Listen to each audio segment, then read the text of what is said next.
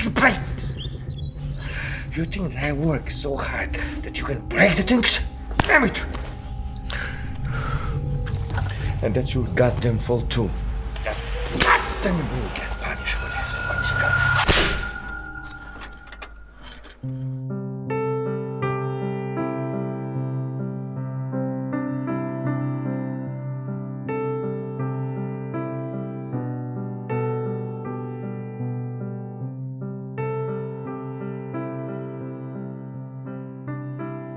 How would you define physical and emotional abuse? Such a fine line sometimes between discipline and, you know, raising your child in proper ways, whatever that means. Where do those lines get blurry?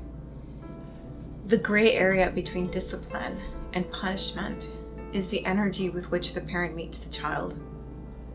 If the parent meets it with anger or frustration, they're going to meet it with some of their unfinished business and the frustration of whatever's happening in the moment. It's almost like whatever the child did to earn it, it's not even there anymore. And when that happens, that's part of the cycle. I have not met many parents that did not experience some guilt over what occurred, and the guilt then becomes part of that feeding.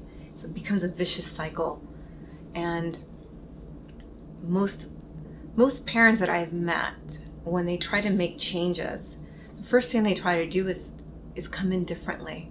You know, give themselves a timeout, give themselves something else to do. I had one gentleman that said, I learned that before I deal with my child, before I come to him, I have to go take a walk around the block.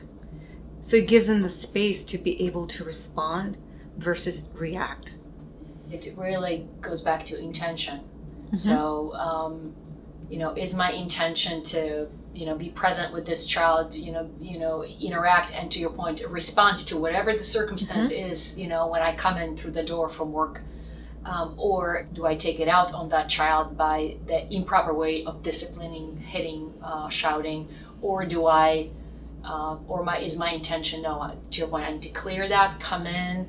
This situation is separate from what I had just experienced at work, so let's just be conscious and present with what's going on, and let's apply a proper way to discipline now, because it's about this child. It really isn't about me. Intention is huge here, and intention comes with being conscious. It comes with being aware. This is a trigger for me, therefore I have to take care of myself first before I can handle the situation, right? What happens to a lot of people who have been through some kind of abuse or trauma in their childhood is that some of the brain function also starts to get impacted. Part of what I've noticed with a lot of adults who've suffered some kind of abuse or trauma in childhood is that the flight, freeze, or fight mechanism is always on.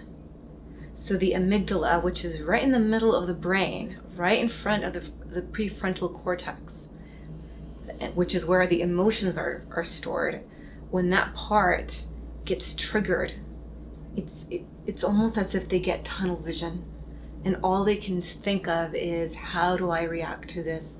How do I get rid of this anger? How do I get rid of this frustration? And that's where I think sometimes I refer to it like a blind spot. Because a lot of children ask me, if my mother or father went through this, why would they treat me this way? Because there's the blind spot. The blind spot is about covering their own pain about what happened.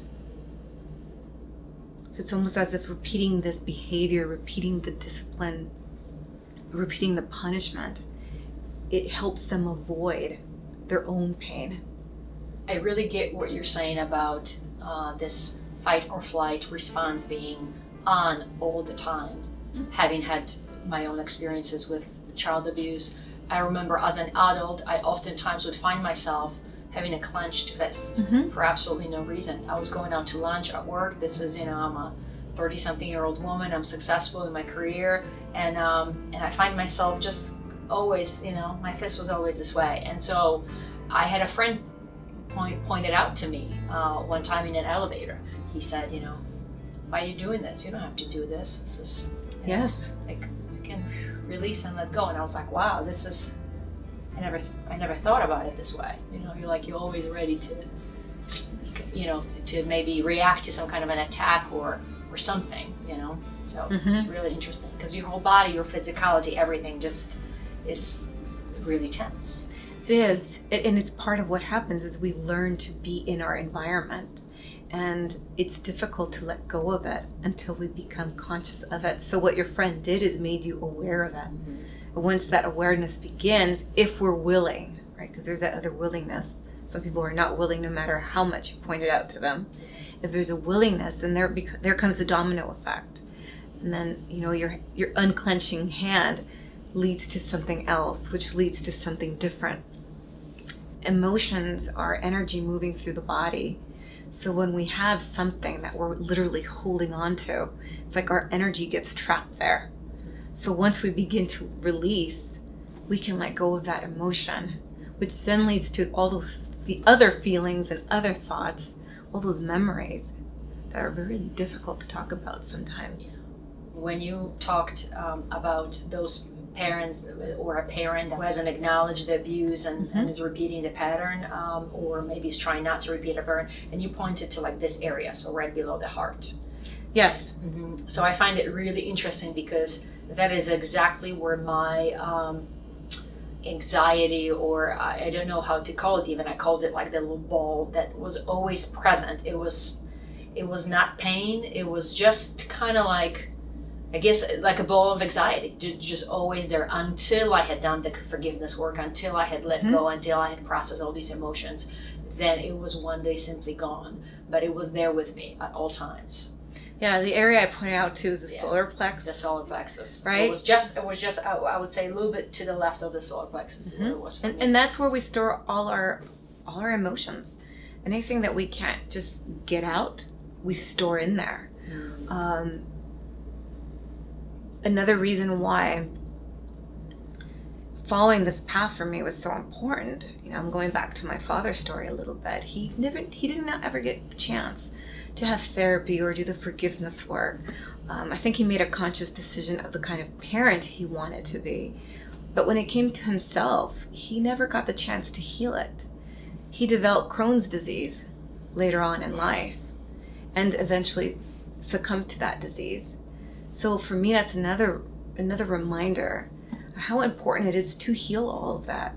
Because if we don't, the body will find a way to do it for us. And it may not be in the way we want.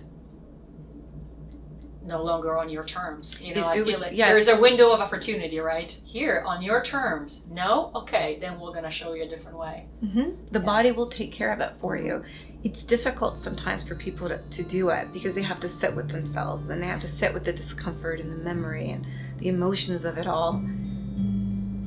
But as life would have it for us, we're given opportunities at all times to be able to heal.